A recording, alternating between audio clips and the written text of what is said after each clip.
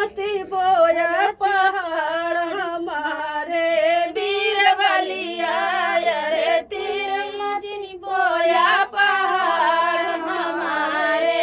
वीर बलिया तिल्ली काटै गईन समधि का बहिनी ऊ तिल्ली काटै गई समधि का बहिनी बनल काटै गाल हमारे वीर बलिया रे बनला काटै गाल हमारे वीर बलिया गलवा हो काटै औरी खरा बोटै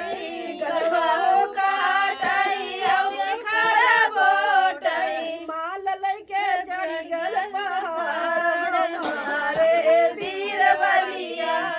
रे माल लैके चढ़ गल पहाड़ हमारे वीर बलिया देहाती गारी गीत है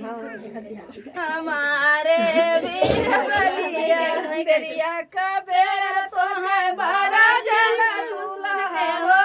बेरिया का बेर तो है बारा जना दूल्हा है हो रे तिल्ली मती बोया पहाड़ हमारे वीर बलिया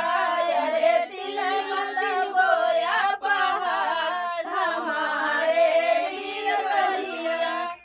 उतिल काटै गई दूल्हा का बहिन उतिल काटै गई अगुआ का बहिन बनरा काटै गाल हमारे वीर बलिया रे बनरा काटै गाल हमारे वीर बलिया गलवा काटै औरी खर बोटै गलवा काटै और खर बोटै माल लैके चढ़ गल पहाड़ हमारे वीर बलिया रे माल लैके चढ़ गया